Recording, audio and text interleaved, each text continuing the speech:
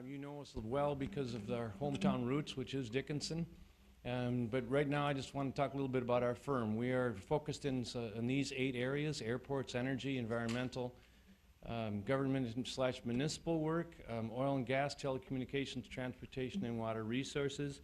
And the last one, in fact, that we're very proud of is that we each year we join an entity called ENR 500, and this year we were ranked 76 as the largest 500 firms in the country, 104th overall as a designer. That's a huge ranking for a firm that has its root in North Dakota. In fact, we're the only firm that's ever been ranked above 100 in the country. So we are the 76th largest firm in North America. Now getting on to the stuff that I'm supposed to talk about. KLJ does updates usually every 6 months. We've done updates for the energy industry, specifically for the study we did in 2014 for the power study, which looked at power usage throughout the region. We did a study last summer for the North Dakota legislature, and now I'm using the information and the basis under which we use that to take this forward. And we're going to look at 3 segments in the industry and touch on each of them, and because each of them has a huge impact. And the upstream part is that portion which most of us sees. That's the portion where we dig the wells and do the exploration and actually produce. That portion has 2 components, as all of them do. It has the component of actual digging them and constructing them and putting the wells in place, and then it also has the component of operations. Midstream is the same way. Midstream picks it up at the wellhead, and the midstream industry actually takes it all the way to the downstream industry, which is refining.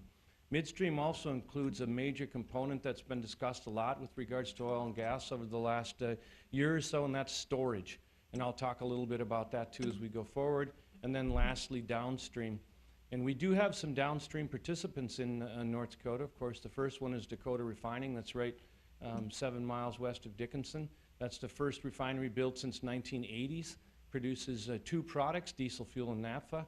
And then the rest of the refining is someplace else. There's a large refining core in Chicago, some refining in the cities, but most of the refining we see is on the coasts. And I'll talk a little bit about how that all works together to form an industry that we call the oil and gas industry in North Dakota. I'm just going to touch a little bit on the background, and I'm going to go quickly because I give this presentation all over, and when I give it in the eastern part of North Dakota, it's surprising to me how little that anyone actually knows about why we're getting oil out of here. So I'll touch on a couple of quick slides. And this slide is a very important slide because it shows us the basins that we can yield from, specifically shows us the Bakken, but it shows us our competitors. So we're down here in the Niobrara that's competing with us, and more importantly, we're down here in the Eagle Ford, the Barnett Shales, the Woodford Shales. So all of these browns are competitors of us, especially in this center core, because we all service the same refinery belts. Now over here we do have some shale, and it does yield, but this is a gas shale only. And in fact, it's a dry gas shale, which makes its value even less important. The Bakken is the only shale play that is a wet gas shale play consistently. The Eagle Ford has some wet gas in it, but it doesn't consistently perform. Both of these do have gas in it, but again, the wet gas component is important to the Bakken. So when the Bakken competes with these, we compete with 3 products. We compete with oil, and we compete with natural gas, which is methane, and then we compete with the NGLs, the natural gas liquids. And the natural gas liquids are the propanes, the benzenes, and all of the NANEs, and some of them not so good, but those are the products we compete with. So over the last year, we've seen a consistent shift towards all the reporting going to BOE, barrel of oil equivalent. Initially, when we were in the Bakken and moving forward with the first plays, was all reported in BO, barrels of oil recovered. Now it's all BOE, and that is a significant issue because for North Dakota, that means we have a big advantage over these other shales. The Bakken, not only from a landmass standpoint, as you can look at the rest of them, but from a consistency of what's down there that we think we can get out based on the carbon content of the material, is about 3.5 to 4 times any of these other shale plays, including the Barnett. So it is the largest shale play in the North American continent. I'm going to just touch on this because it's very important as to why we're different today than we were historically. In 1978, when I was living in Dickinson, we were doing right here. We were digging vertically. We were finding traps. We would find either structural traps, that's where the formations naturally tended upwards and the oil would pool, or we would find stratigraphic traps, and those are traps where the formations moved underneath the geological formations and they created these zones that would attract oil and gas.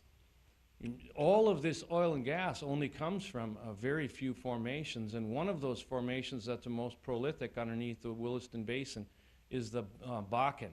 Bakken has multiple layers, and the Bakken is a formation strata. It's where oil and gas is actually manufactured or made because it has the right constituents of carbon in it.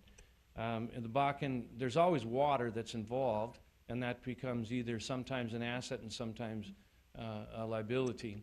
So today what we're doing is we're going down and we're going into that formation, so we're yielding out of a very tight shale and we're making that shale yield oil and produce instead of finding it in traps.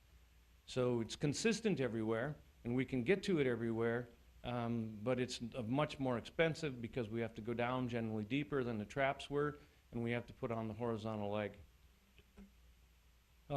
In the legislative study that we released last year, we released this map. And what this map is it's a color highlighted map, and if you look at the codes below, the highest are the reds, and then they go down to the warmer colors. This is the second most productive portions of the field. And then we go all the way down into the lowest productive layers in the field, and that's all these blues. And so the field was becoming very well centered on some high productive zones, and we were starting to notice that. So we went through and looked at productivity costs across the board, costs of drilling, costs of what you're recovering, ultimately cover ratios, and we looked at all those different factors to come up with this map. And so in these areas, the high productive zones, it's much easier to break even, and you can break even much quicker than, for instance, this area. And this is kind of a classic of how the Bakken works unequally. This is a low productive area right next to one of the highest productive fields that we have in the Bakken today. And this does take into consideration water, which is a very important issue because the more barrels of water that are recovered with a barrel of oil, the more expensive it is. Now there's a big place over here where there's little that we know about, and that's all of this, and that's all federal land. We believe that there's a lot of these red zones in federal lands all the way down into here, probably all the way over into this Golden Valley stuff, but it's not been touched because it's so difficult to get permits and drill out. So it's a complete unknown, and when we estimate production in the Bakken, we do not estimate production from this area because it's a complete unknown. And again, based just specifically on the thicknesses of the formation, the presence of the three forks on the multiple layers of the Bakken, and other characteristics, we believe that this is going to become a very highly productive zone at some point in the future. I'm going to walk through now a couple of maps that will show you the production zones and where they're coming out of, and they just kind of all tie together as we move through with the presentation. But the first is looking at the oops, go back and see if I can get it. Looking at the middle Bakken area, and so these are the middle Bakken wells that are drilled out, and you can see the predominant definition of where the middle Bakken is, and becomes real defined up in here in Montreal, which is the hottest production zone, and most of this is, of course, reservation land up in here. Shows the Missouri River as it comes through, shows some of these upper Bakken wells that are up in Divide County that really didn't pay out. And now I'm going to show and this is highlighted, these are the wells put in as Three Forks wells, and we only started drilling Three Forks wells in about 2012. So there's the Three Forks wells are 4 years behind the wells that are coming out of the middle Bakken. And when I go to the next slide, we'll combine the two, and it's kind of hard to see through all this, but what it does show is interesting is that there seems to be a very highly productive Three Forks zone up here and a very highly productive Three Forks zone up here with little participation from the Bakken. So these are bleed-through areas where the formation is hard to get to and tough to get through, but it's bled into the Three Forks. Now the Three Forks is not a production area for any of these products. The Three Forks is a zone below the Bakken where the oil and the other fluids are pushed into through heat and pressurization, and then we drill into that more like we would have drilled into a conventional trap, except for using horizontal technology. So where these two things seem to stack together, where you can see the greens, if we'd take this and blow it up for you, these would become highly productive zones in our map that I showed you first. So these are the red zones, where you have both Bakken and where you have Three Forks and where they're stacked correctly to make everything work out. So this area right north of Dickinson, where there's only Bakken and no Three Forks, that's a yellow colored, but it's not an orange or a red because it only produces out of the middle Bakken, doesn't produce out of the Three Forks. Over here we're showing Three Forks only, no middle Bakken in the production. This is the map that I referred to a couple of times, and what it is it's a ratio that shows oil to gas, and it's very important because it basically defines the operations cost of a well. And the removal of the water oftentimes becomes the major operation cost. And if we go down in the bottom and you can't see, but the red zones means that there's greater than 10 barrels of oil per barrel, 10 barrels of water per barrel of oil. And as you move up to the blue zones, the dark colored blue zones, there's less than 1 barrel of water per barrel of oil. So if you go into the blue zones again, you see these highly productive areas, and then you start moving out from the core of the Bakken, the very strong core areas that are high productions, and you start to see the colors bleed out into the greens and the yellows, and ultimately up here in Divide County, where it's a bugger to get good wells these days. And in fact, there's been no permits in Divide County this year. A lot of it has to do with the fact that the water ratios are so darn high.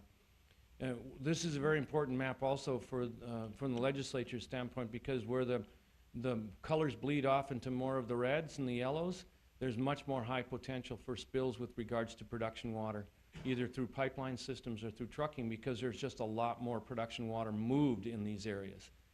So the oil to water ratio is a very, very, very high factor in the success of the Bakken. This is a payback schedule, and I'll just touch on it quickly and say that we did a payback schedule for the legislature that was based on oil prices that went 70, 80, or 70, 80, 90, and now we're saying 30, 40, 50.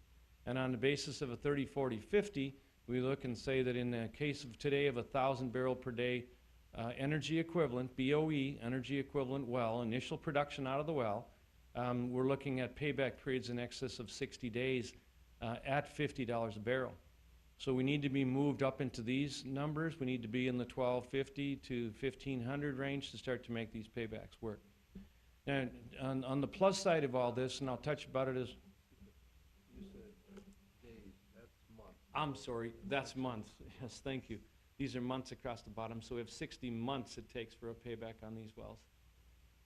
Now on the plus side of all this is that there's a lot of innovation that has been occurring in the field since the price of crude started to drop off, and that makes sense because right now the play is all about how do you optimize production in your existing facilities, or how do you make more yields come out.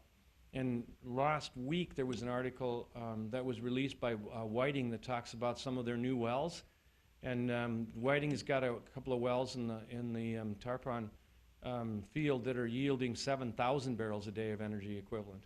So those initial productions are twice as much as we ever would have expected.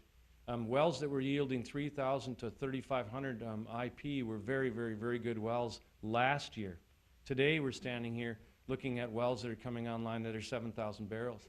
There's actually a lot of innovation going on that are suggesting that even refracking is becoming a very interesting phenomenon, and I'll again touch on that as we go forward. So paybacks are substantial, but on the big wells, which we're looking at now, paybacks are very good in the range that we are today, which is we're between 40 and 50, because these are Bakken wellhead prices.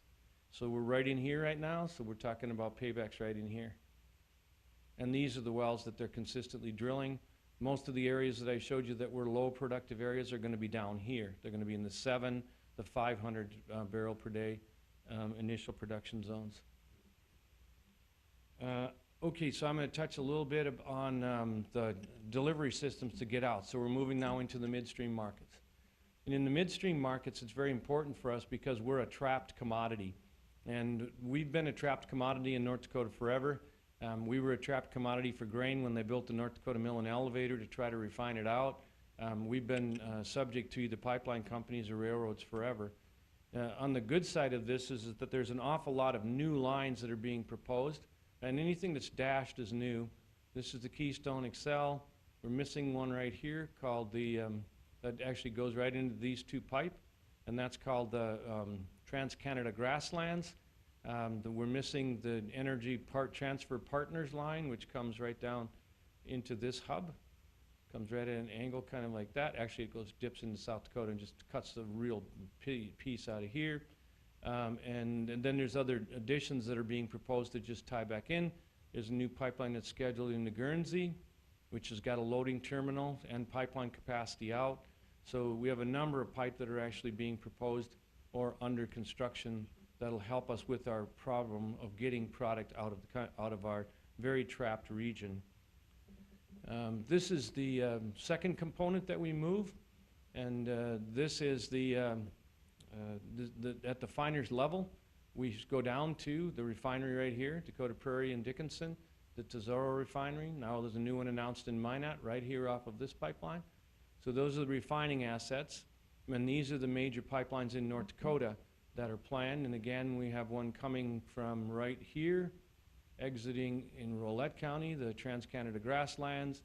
We have the coming right in here and going across. We have Energy Transfer Partners, and then we have multiples going in this direction. So these are the major offtake pipes, and once they're all in place, we'll have significant capacity to be able to move the product to market. So these show at the top the total export capacity built out through 2020. Shows the pipelines and the refineries that can use it up on this second line, and then it shows rail loading facilities and capacity. And the rail loading facilities and capacity is also built out on the fact that BNSF is upgrading significantly its fleet, so we will no longer have the delays that we're experiencing today. So each of the pipe and the rail will both have approximately 1.5 million to 1.7 million, which takes us out to 3.5 million barrels per day for total capacity. Today we're moving very close to 1.2 million, and it's being moved darn close to 50-50. 50% of it going out on rail, 50% of it going out on pipe. And I'm going to drop back 2 slides to show you why it's so difficult to go out on pipe. So today, why is so much product being shipped on rail? Today, if we try to enter these markets, and there are ways to get into Guernsey with a couple of pipe that are owned by Bridger Pipeline out of Gillette. So there's a couple missing here that are small pipe, but most of these major offtake pipes that are in place go to the same place. They all head right down into this area. In fact, most of the product we have heads to Cushing. Okay, once it gets into Cushing, it has 2 possible courses. It can either go south directly into the refiner belt that's down here, or it can go up into the Chicago refiner belt, which gives us very little options for where we can send our product today if it's on pipe. So there are rail options. We can go everywhere. In fact, most of the rail right now goes up into New Brunswick. There's some rail options now that are going right over here into Washington, where it's being offloaded onto tankers so that it can go into these ports over here and being fed basically into these 2 ports off of this area and this area. And that's very important for us because all of the refiners that are in these areas along both coasts, in fact all the way through, they only have access to tanker-based crude oil because there was no rail-based system in place. They're in the middle of cities and they can't get loop tracks in place to handle the cars. So the only exit strategy that they have is to get it loaded on tankers and move it out as fast as they can.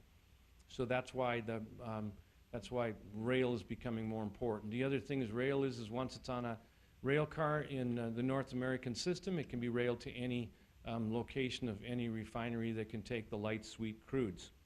And again, I'll talk about the light sweet crudes in a bit too.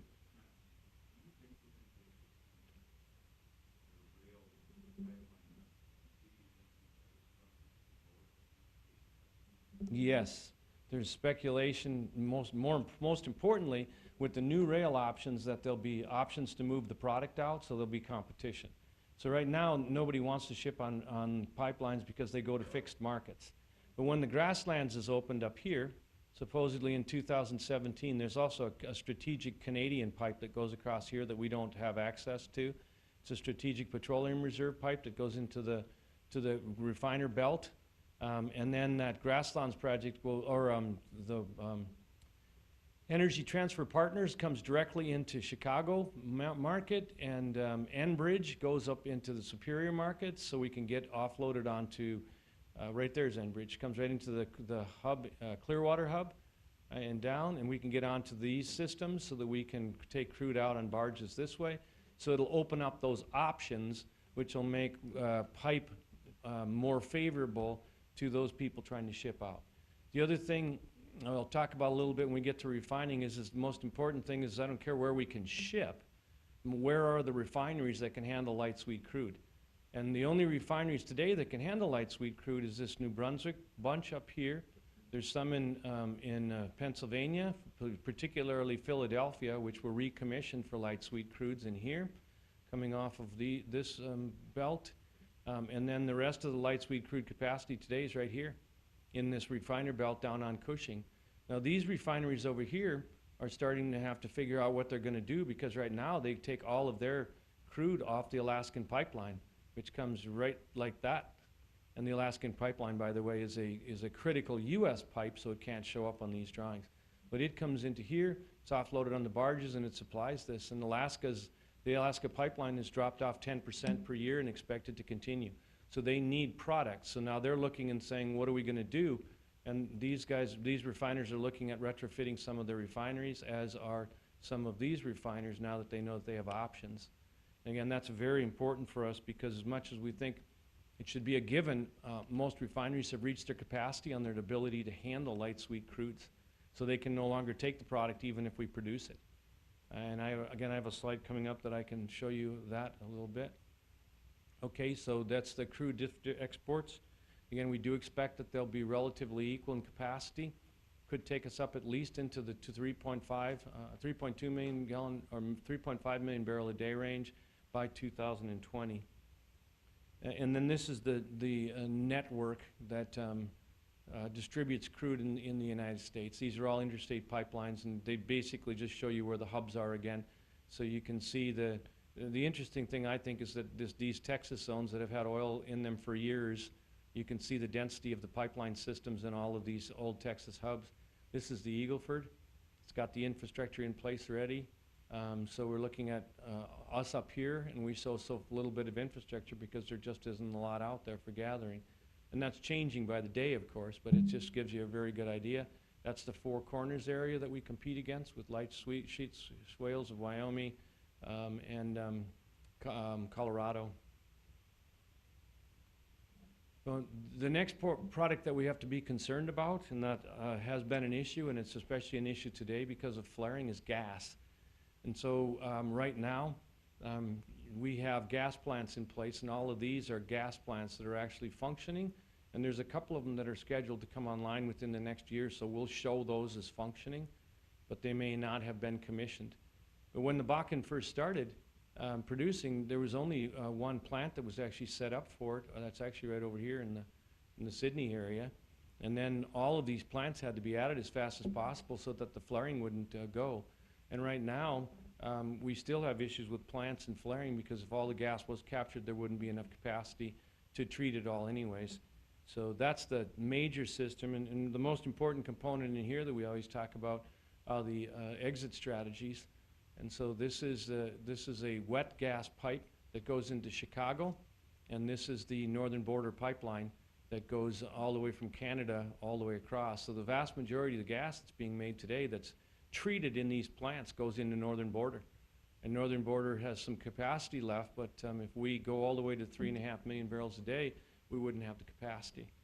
And then this pipe over here is an Alliance pipeline, and it's a wet gas pipe, so they don't treat it in a plant. They push it in at a number of locations here and along the way. They push it in wet, and they push it down. So, and the other thing that's important too for us is as we get into this deeper, is that each one of these plants produces ethane.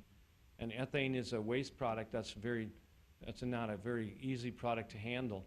So a lot of the ethane is being burned at the stack of these plants, there is an ethane pipe that One Oak put in to take care of all of its plants, and that goes all the way down into to a cracker in Cushing.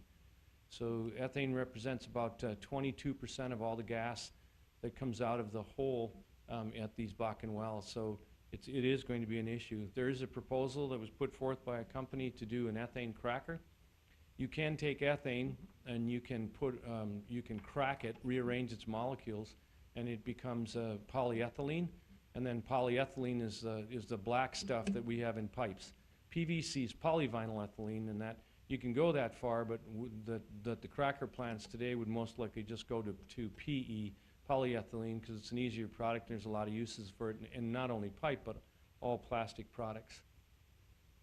So this is the capacity chart for through 2016. So these are all plants that are under construction, and this is by county, showing you where the gas processing is. Today, in the field, we're in this range, 1.2. That's 1 million BTUs, million cubic feet of gas per day. So we're up here. So if we captured it all, we couldn't treat it all. And these are plants that are still under construction, and that's a pretty big gap to go between that will come online, because there are proposals to add, but the people doing gas plants put a stop to their construction too, so everything's being delayed backwards for being able to take this capacity up here. But I think more importantly is that if you look at this capacity that's here, and we're looking at 1.1 million a day, and when we're producing 1.2 million, so if the correlation stays correct, for every barrel of oil we produce, we also produce a cubic foot of gas, 1 million cubic foot of gas. So if we continue that ratio, that means that we need to have the same amount of gas processing plants that's in place today in the future. So we need this many more gas processing plants. You count them all up, I forgot the number, I'm sorry. But that's how many plants we need to treat for the future use if we continue to grow at the pace that may occur. Yes. If we had the capacity to process all the gas that was being produced, is there a market for it all? There's a market for the gas. Yes, there would be a market for the gas. There's not a market for the NGLs. So if we continue to produce the gas and we treat it out in these plants, there needs to be somebody who comes forth and puts a major pipe in all the way down into the cracker belt to remove the propanes and all the other products in the natural gas liquids, or we won't be competitive. Because for us, the only reason this gas is a nice component, the methane that comes out of it, but the NGLs make the product profitable. So we don't have the capacity. We have the markets for most of the products, but not the capacity. And the Northern Border Pipeline, which takes gas out, and the Alliance Pipeline is not capable of doubling. There's projections that those two combinations could add another maybe 500,000 per day before they start to clog up too. So these barriers all become natural barriers to why we think what we think is, and that is that production in the 1.5 million barrels a day range is a pretty good number. Now, was it on the previous map, you were talking about ethane earlier. Is there a pipeline taking ethane to Canada? There is I'm not aware of one. The One Oak pipeline will take ethane, and that's shipping it down into the cracker belt. There is a cracker in Canada, so there could be a pipeline taking it north. I'm not aware of it. But there darn well could be. Okay, so now when we move into the upstream side, we move into numbers, the pads. And so anytime anybody talks about upstream side, they always talk about pads, and pads are Petroleum Administration for Defense Districts. They're U.S. districts that basically are supposed to contain as much usage as refining capacity. And so each of these pads trades independently for gasolines, diesel fuels. You can trade across pad markets, but it's not as frequent as when you trade inside the market. So we trade inside a pad 2. We produce inside a pad 2, but we supply pad 5. We supply some into pad 4 into the Denver markets, but very, very, very little. We supply into pad 1 over on the East Coast, and the vast majority of our product supplies into pad 3 or pad 2. So these are the areas we talk about.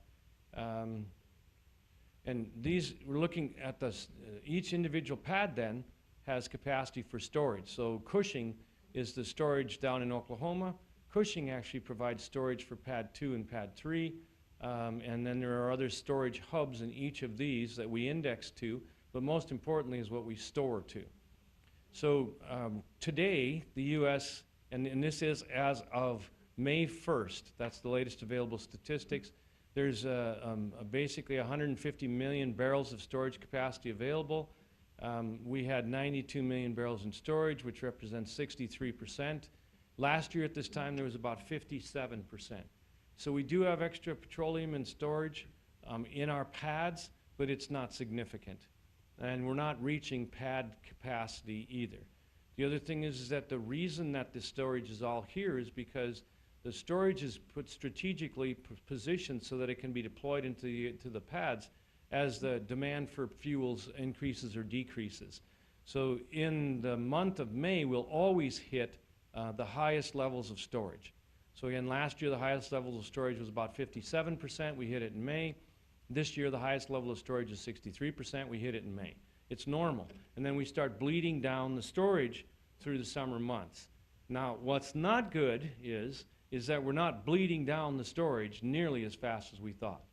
So the United States uses about 20 million barrels a day. So we really don't have a lot of storage capacity if you think about it from that standpoint. But right now, supply and demand in the United States is about equal.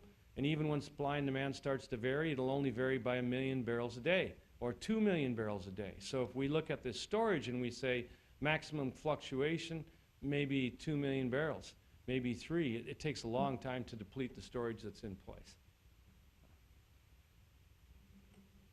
This is refining capacity. And it's very important, and this is gross refining capacity, total barrels refined. And at the top is capacity, and at the bottom is the actual utilization of the refinery. And if this number, right now we're running at 9, and down below you can see the percentage of what we're burning up as capacity. Okay, so if we run over 90%, that's very, very, very difficult, because you have continuous refinery shutdowns, you have other types of transactions that are occurring, complete retrofits, and so the refiners go under for 12 months. So very, very, very difficult to keep refining at this level. So we're now sitting in May of 15 at 92.4% of refinery capacity, and that number can't be kept up. So we'll have to begin to input finished product, or refineries may go online. And you can see consistently that number has stayed in the 80s. Last time we had a 90 was over in 2005. This trend looks to be continuing. There doesn't seem to be any capacity coming on board, and so the finished products don't look like they're going to, we're going to be able to catch up with demand, which again is a critical issue for us in the Bakken. And I'm going to talk about this and then draw some conclusions for you, but Bakken crude, all crude in the United States is extremely dependent upon the dollar. And in fact, last week, the US dollar index went up 0.7%, 0.78%, and the crude price went up 0.9. They are that directly coupled. So the dollar went down, excuse me. So as the dollar goes down, crude prices go up. And that's because we index to the dollar. So the green line is the dollar, and the blue line is the price of crude. And so the two have to be tied. And I'm going the wrong way again. I'm saying it backwards. So as the dollar becomes more valuable, the price of crude drops off. This is crude right here, or dollar. Crude's there. So dollar index on the top, crude on the bottom. Dollar's gone up. You can see it really ties right back to the point where crude started to change in the last October range. And since the dollar went way above, the dollar index today is 0.98. So when we did this in January, it was 100. And the crude today is 0.78. It was 7 on the same index. So the two are directly coupled. And that shows even bigger when we exaggerate it to show you the difference in them. And what goes on, of course, we're indexed to WTA, not Brent. Now, there's a lot of dynamics occurring today, and the first one is that Senator Hoeven And Senator Malkowski from Alaska introduced an export bill that would allow all crudes from the United States to be exported. And that will be a very, very huge thing for us for a number of reasons. And the first is that it'll decouple this binding, because these two are bound together because we're domestically producing crude on our dollar index. And when we allow ourselves to export, we won't have to index anymore to Brent. We'll be able to index to WTI if we feel like it, or there could be local indexes that are indexed inside the United States. And so Bakken light sweet crude, which should be worth 1.2 times the price of WTI and should be worth about 1.4 times the price of Brent based on the products it delivers, should uncouple. And when they uncouple, it'll open up our markets a bit and should have some pretty good effects for us in the Bakken. These are old projections, but I just want to touch on them because it's very important. So these projections we did in 2014. In the summer, we updated them last summer. And last summer, we show Stark County and with an annual growth rate of 5.4%. And through the planning period, we did a 5-year projection. We estimated that the total population increase would be 27%. These will show you that the growth rates and the highest growth counties that we see. And obviously, since this is percent, if Stark County grows by 27%, it beats the heck out of Slope County growing by 32%. So there's a huge difference because these are percentage numbers. So basically, this is to show growth trends in the markets and where the growth trends seem to be headed. And then I'll talk about that a little bit too before we go to begin. So we're still looking at these housing numbers, and we're saying that 2014, these are fairly assumed numbers, but they do have some basis behind it. NDSU did this for us, and they looked at the housing data that was coming in, and we jointly worked with them on coming up with some housing numbers to make sure that the numbers we show are relatively close.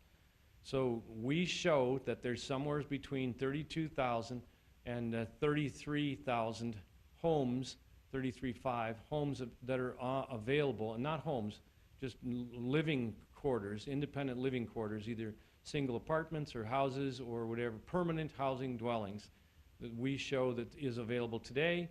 And you can see the curves based on the growth rates that are back there, 5.4% per year, continuing upwards. These three scenarios are based on different prices of oil, but the bottom scenario was based on the average price of oil of $65, which looks to be fairly consistent for the growth trend. So that curve seems to be the curve that's most realistic in today's, based on the price we have today. Yes?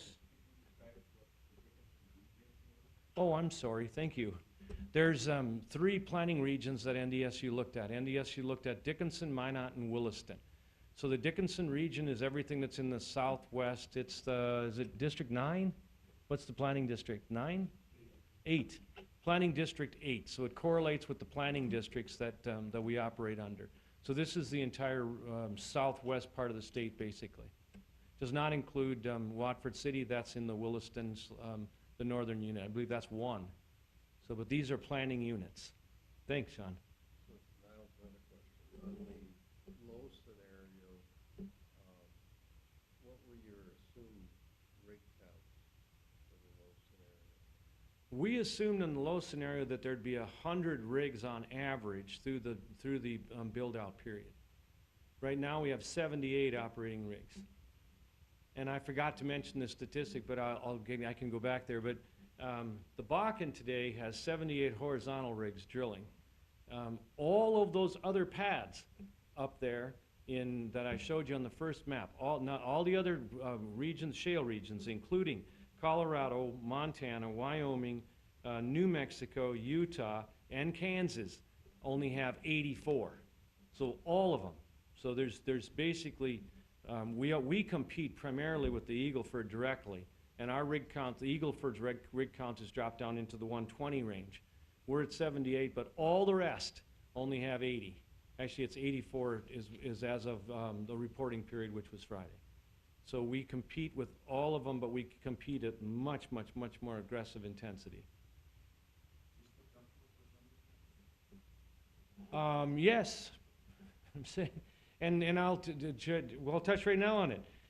We're seeing some trends that we're picking up. Well, maybe I'll get to these slides. There's one coming up, and then I'll show you. Okay, these are the unemployment rates, the effect of oil on unemployment. So we're showing the unemployment rates in oil country only. We're walking through the different ones, and we have the price of oil in green, and we show the unemployment rate on top. So the unemployment rate crossed, and we all knew that, right about there, but it's dropping off.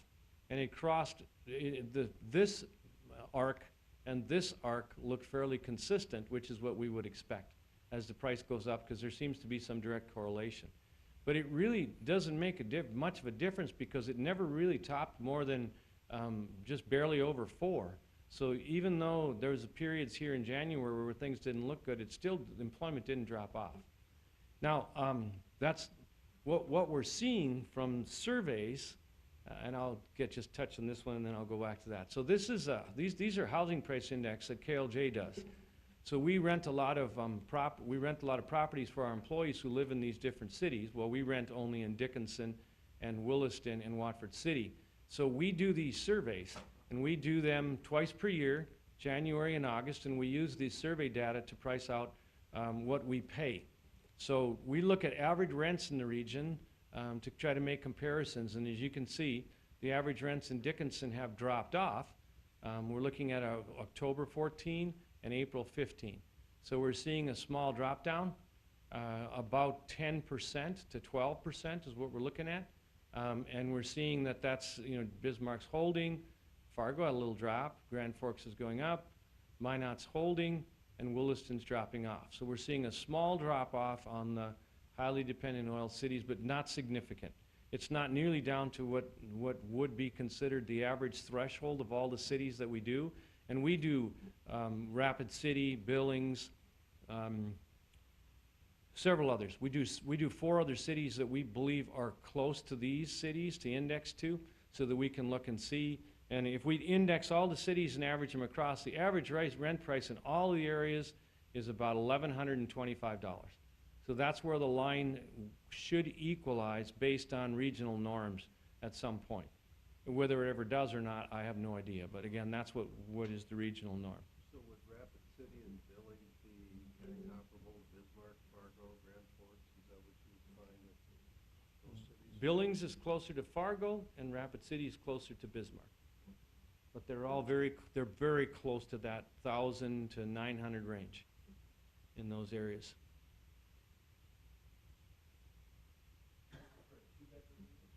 Yes, this is the data we used is for 2-bedroom, 2-bath. No, not 2-bath, just 2 beds.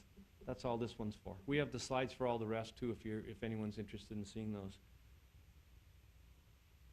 And this is again brought current, shows the estimate and shows what actually was brought in.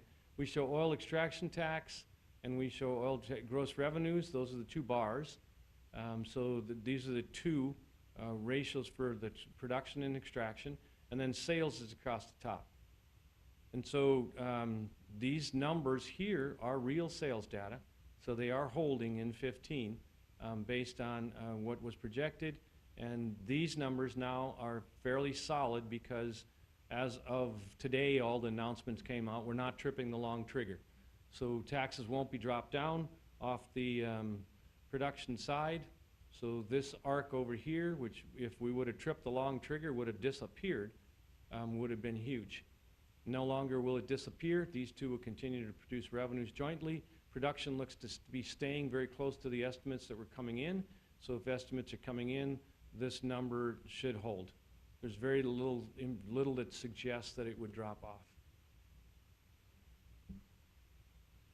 Okay, so I'm going to touch on a couple of things that we see happening. So I didn't talk about the fracking backlog, but I will now. So right now, there are between 800 and 1,100 wells that have been dug that haven't been fracked. So they're in inventory for fracking. Number of companies have come out in their annual reports, because all their annual reports are due now. So the quarterlies came out. Whiting, Hess, QEP, everybody, number of them, Oasis, all reported that they're holding their fracking until crude prices actually reach 65 to 70. So we might have got real lucky on that or guessed correctly, but that's what's going on. So when crude prices trip that magic barrier, and that's a WTI price, not price index to the well, there'll be 800 to 1,000 wells that'll come online as fast as they can frack them out. So that's going to make for extremely high levels of activity.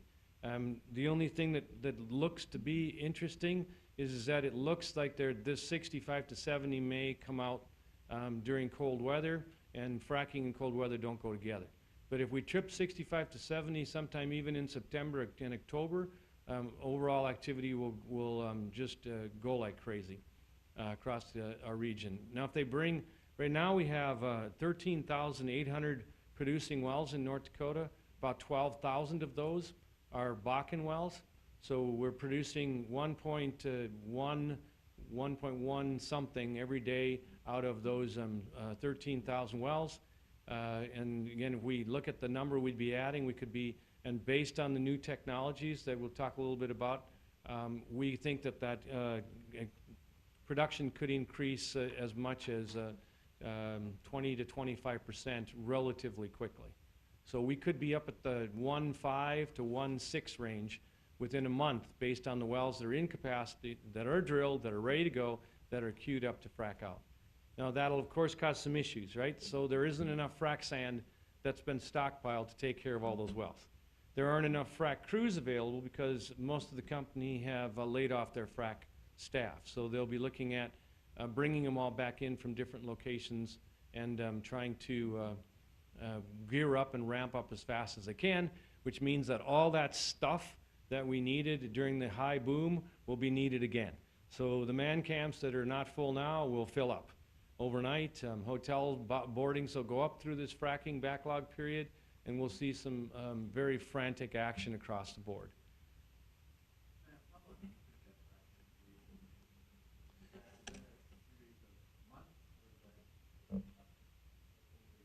The industry indicates that they can frack out what's in backlog in 45 to 60 days because most of these wells are on multi-well pads. So they'll come in and they'll frack out 6 to 8 of them because most of them in inventory are not single holes anymore. And in fact, the drilling to inflow ratio for 2015 is now 97 infill, meaning drilled on existing pads, and 3% drilled for new exploration. So the vast majority of the drillings that's occurred during this period has been on existing pads. So that'll speed up the period. So they'll be short labor and they'll be short materials. They've got the equipment. That's the good news for us. So even though we could use the Eagle Ford and others, they feel that the crews will still be able to get it done. Yes, they think that they can mobilize. No, wait a minute. That's 2 months after the mobilization period. So they'll mobilize in 2 to 3 weeks based on, and I don't understand that because where they're going to get labor in 2 to 3 weeks baffles me. But once they're up and running, they can frack that number of wells out with the amount of equipment that they have that's in North Dakota that's ready to go. That's the statistic that we got from the industry. So. Yes, they're ready to go. So another statistic that looks pretty significant to us is that, first of all, the drilling and the exploration jobs that were lost weren't people from North Dakota or the Bakken. Those were employees that were being trucked in.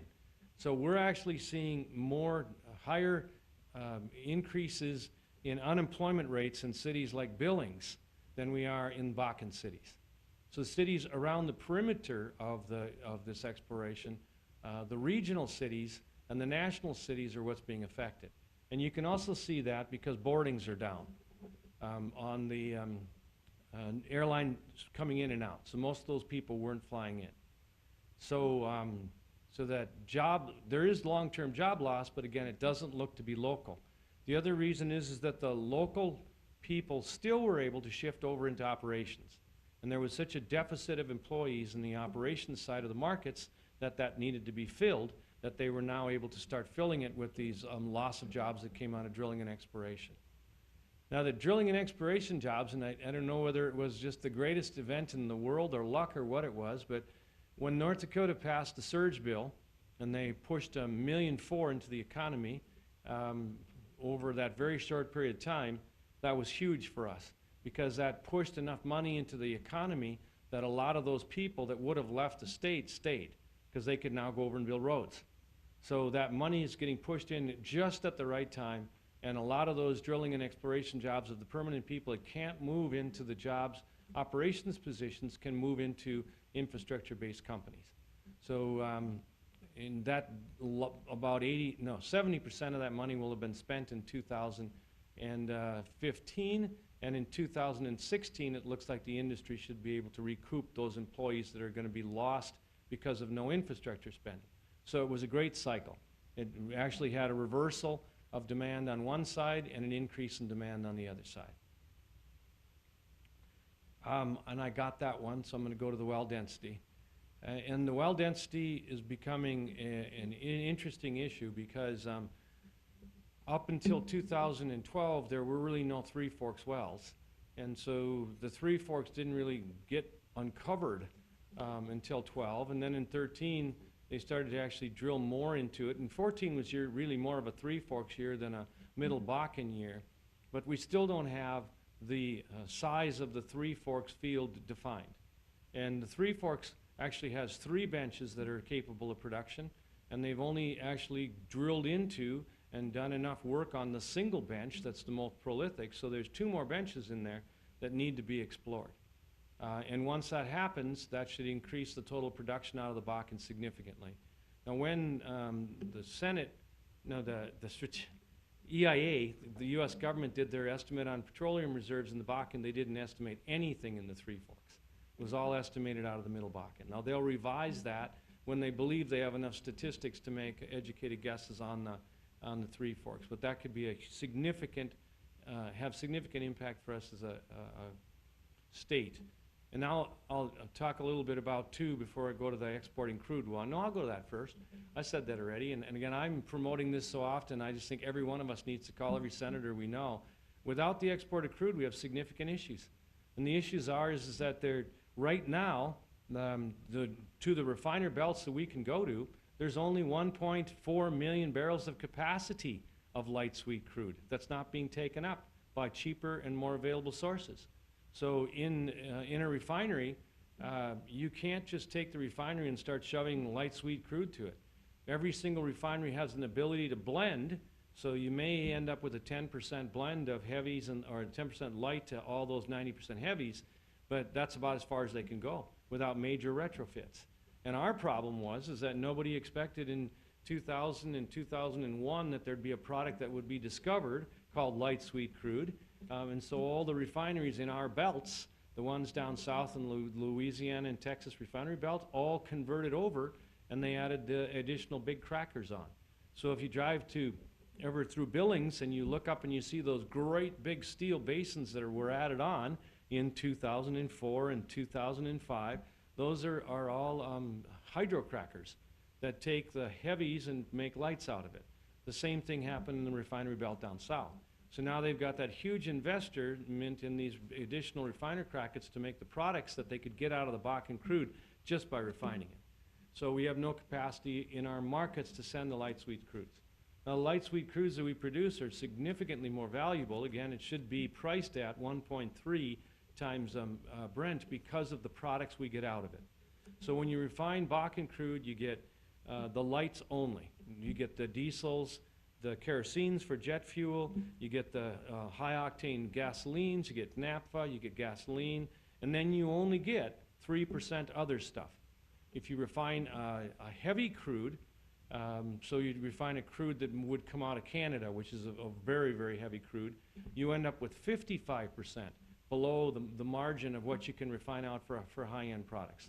And they use that to produce, for instance, asphalt cement that goes into our roads, or bunker C that fuels tankers, but it's a low-end product that doesn't do much. So the only way that we can continue to, even though, and we need those products too, so I don't believe that we should ever limit them or get rid of our refineries, because we need them for the ACs, for the plastics, for all the heavy stuff. So there needs to be a balance in the U.S. of what we can make.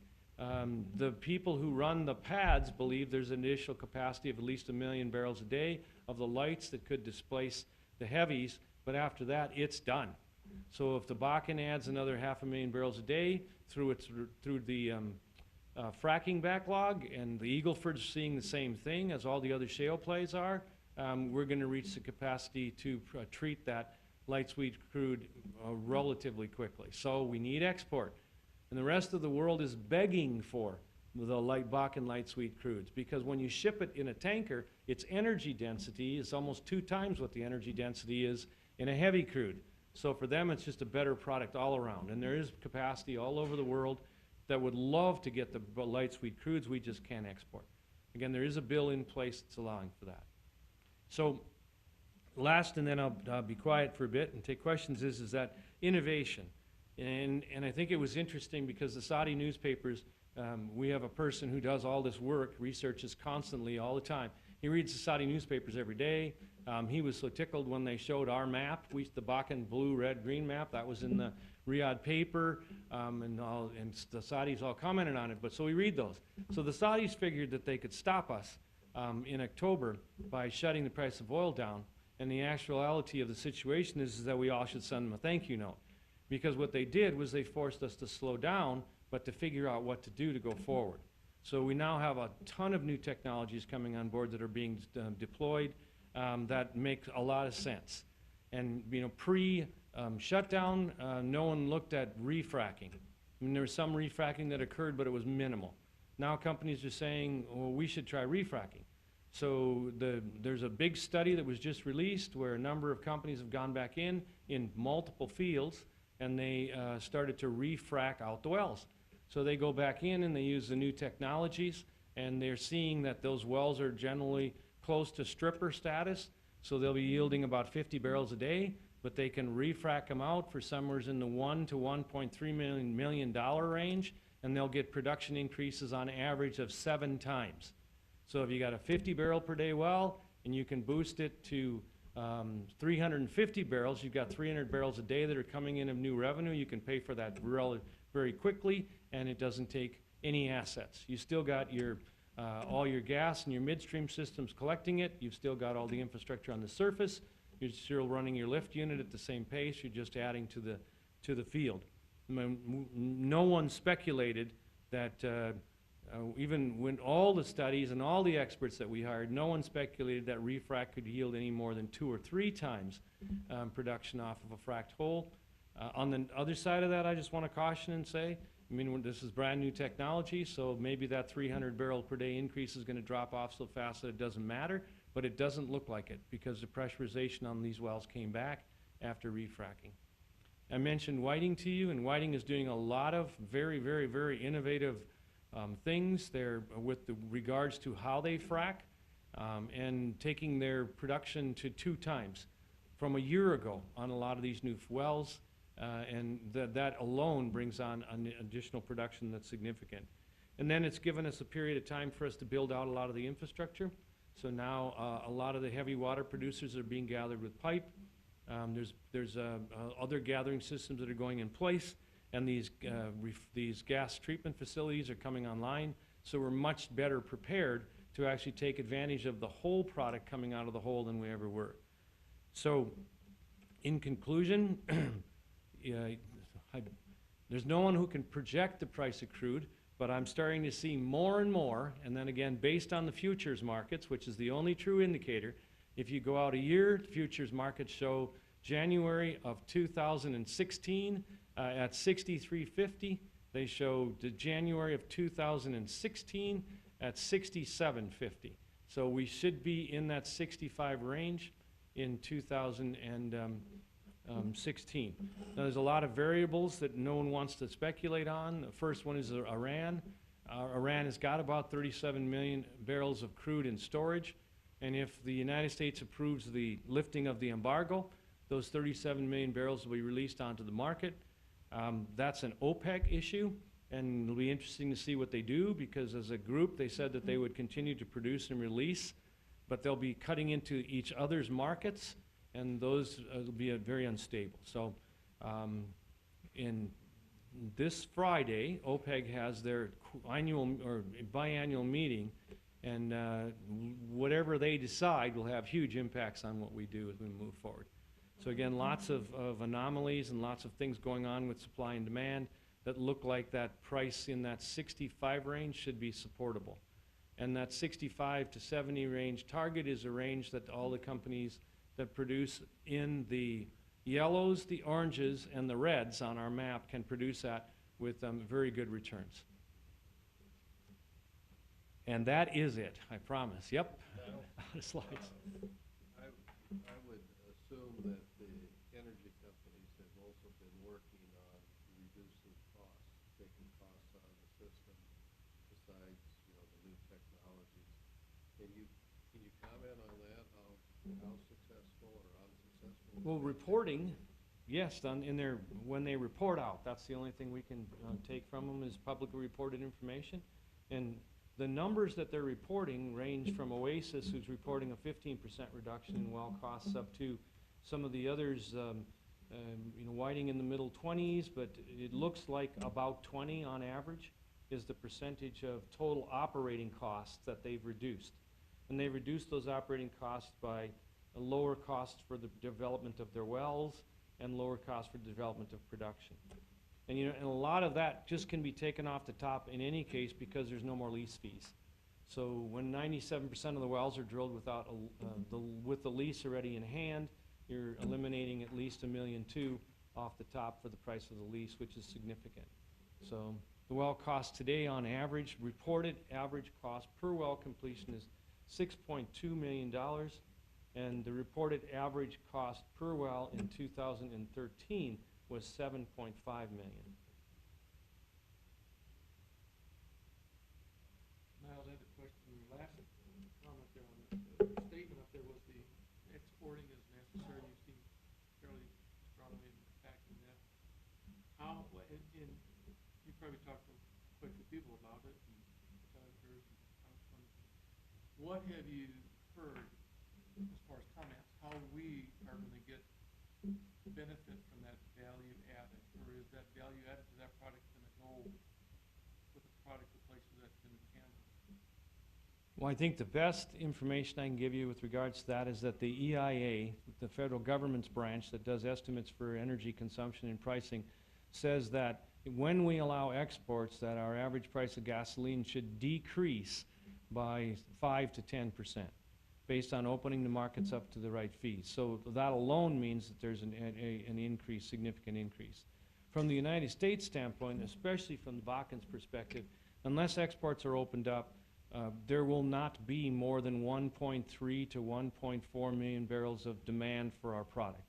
So we will be frozen and capped at a production rate that's below what most people believe is a good rate.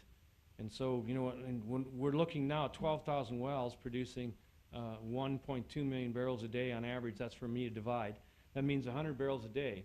Well, when the Bakken is drilled out, the Bakken should have at least 45,000 wells, and now with the information coming on the Three Forks, closer to 70,000 wells.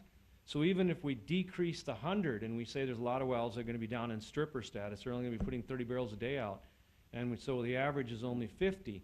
If we have 70,000 wells and 50 barrels a day, that's 3.5 million barrels that'll be coming out even when we've drilled the field out, essentially.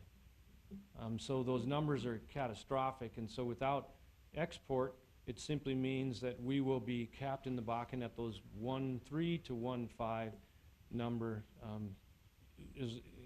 and again, be forced to compete with some of the closer markets. We're the furthest supplier of crude oil to the markets of any one of our competitors across the board. So we have the highest cost of transportation that we have to deal with. So.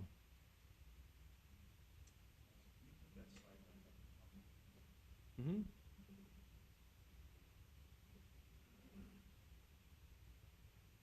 This is it. Yep, right there. I think you said that's up this region. Yes. So I suppose the difference then would be 80% of that or Yes. some such number. Mm-hmm. Just wondering, about 2,000 here, it looks like.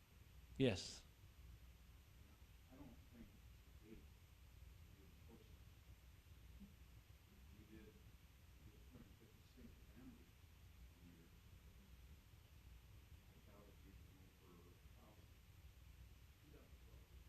we permitted was about 1,500 living units. And that was 2012. It brings me a lot of questions, and I see 2,000 years going forward. Gene, what Nancy told me today when I talked to her, Nancy Hoder, who put the slide together, is that she thinks the only thing that she would be careful, that I should say to you if you asked me about this slide, because we obviously were nervous about this slide, is that she thinks that whatever grew down here is what she thinks will continue.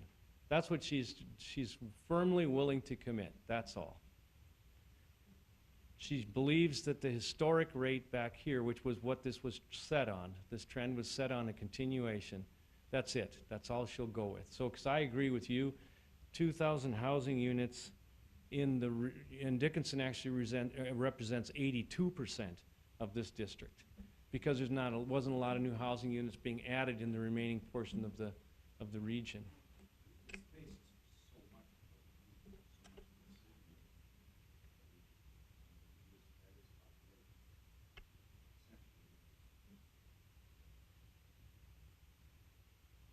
essentially. Agree. Now, two questions for you. The first is, how do you think innovation will affect production water? Well, it's helping eliminate some of the production water because they're able to do a much better job on perforating. So now when they're drilling through the formation, they can identify the portions along the horizontal leg that have more water than oil, and then they just won't perforate that out. So they are using some techniques, much better techniques to eliminate it. The ratios along the way in those fields will still stay somewhat consistent. So if it's a heavy water ratio, it'll still be heavy, but they'll simply move by them. So they'll drop their oil ratios out. More importantly, those areas with the high water ratios in it look to be the next wave rather than the first wave because of all the issues that are coming with production water across the board. So, and even from that standpoint, when the legislatures ask us questions about production water, I just want to clearly state that the way production water was handled in 2012 and the way it's handled today, there's significant improvements, and it's still not ready for prime time, as we're seeing with all the spills, but it's coming along a lot better. So. How about new fracking for water use? Actually, the new fracking techniques that are coming out require more water, and actually becomes an issue because since they're requiring so much water, a lot of the companies reporting out after new frac jobs aren't reporting out initial production for upwards of 15 to 30 days till they get all the water out that they pushed in the hole. So they're pushing, and it's coming out with the product as it comes. So it's significantly more water than before. And then, do you have any information at all on the Tyler? None. Not heard anything on the Tyler recently that's been announced. Yep, I mean that. I know where it is on the map. Mr. Ushka, I have a couple of questions. This presentation, did you give this to the legislature while it was in session? No, this is brand new. Brand new, This is okay. updated as of June 1, so we are giving it to a number of groups in the next week. But there are a lot of slides like this one. This slide comes from their study. The state legislature hired NDSU to put the slide out. And then second, if the export, say we can't export, would there be the ability to build refineries to deal with our capacity? Refineries are normally built at other locations, specifically on the coast, because most of the product that comes out of refineries can't be used locally. So North Dakota now will have, they have one refinery active, two refineries active with Tesoro, but Tesoro exports the vast majority of its fuel into the Minneapolis markets and eastern North Dakota. And then the one coming online in Dickinson is 20,000 barrels a day, and the one coming on in Minot should be slightly more. So if the one in Devil's Lake comes on board, that should have provided enough capacity to meet our diesel needs. So it will, and those are, all these refineries are topping refineries because the product that they can make the most money off of and compete with the most is diesel. So there could be some adjustments made and more refineries added to produce gasolines. The reason they're capped off where they are is because of the emission standards. So they'll produce or run through that plant as many barrels a day as they can, as long as they stay below emission thresholds. So those plants could actually increase in actual production. But North Dakota looks like locally it can only support maybe what's in place today at most. So at most another 50,000 barrels a day. And once a refinery makes the product and you have to ship it out, it's expensive to ship the finished product. So the one in Newtown, pretty much a no-go anymore, the one they talked about a few years ago? We're saying that there's going to be one, either the one in Newtown or the one in Devil's Lake. The one in Minot is very strong positive, but those two seem to be wishy-washy. I mean, they'll announce funding one day but have nothing to support it, or they won't. Their permitting applications haven't been submitted from either of them yet, so you really can't say that those are goes. Thank you.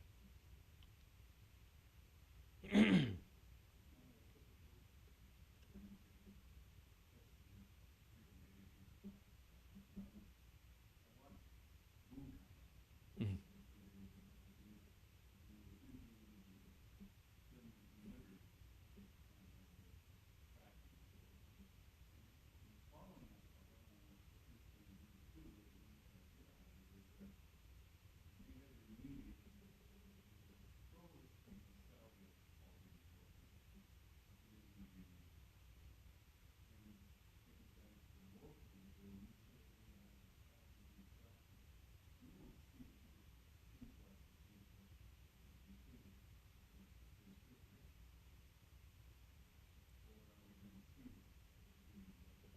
Well, we consider Dickinson an operations hub, not an exploration hub.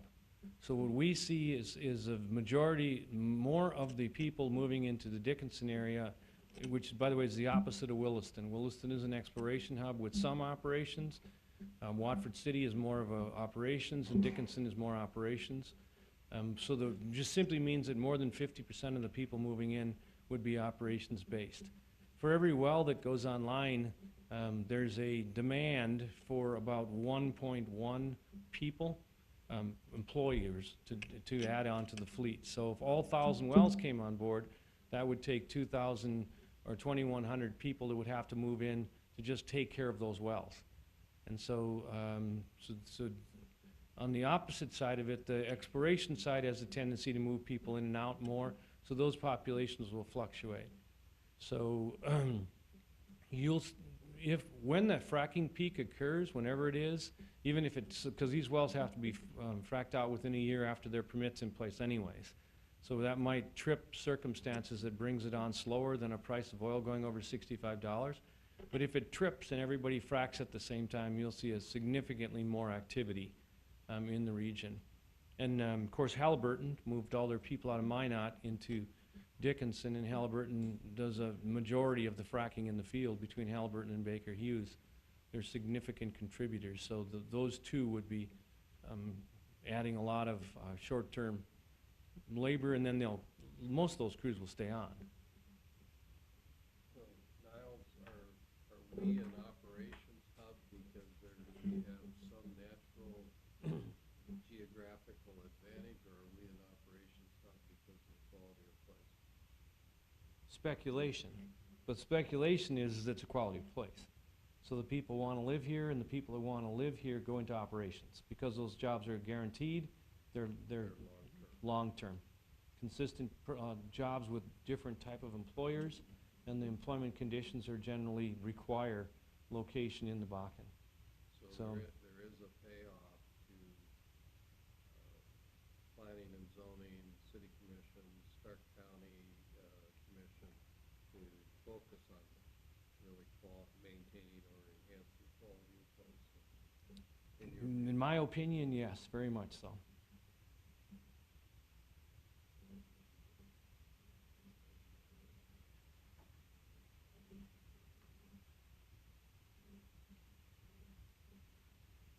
We have Enough? city commission starting in 10 minutes. All right. So, if there- It took more than my Is there any time. questions back here? Yeah. This isn't a question, but just to clarify, it's Senator Heike Camps for County Field.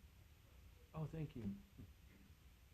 You want to get that one? I want to get that right, yes. Thank you very much. Niles, just a question. Is it more economical to send the crude to refineries and ship it back here?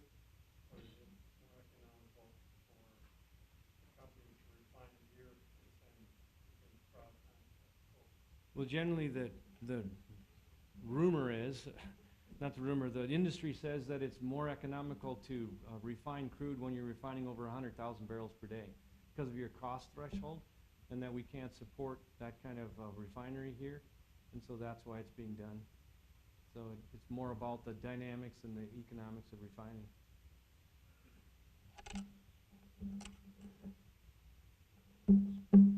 Anything else? Well, we thank you for being here. This, as Carson Steiner said, this is really well done presentation, lots of good information, and we appreciate you being here. So, with that, we entertain a motion to adjourn. Is there a second? We have a second. All in favor, say aye. Opposed, say nay. The motion carried. Adjourned.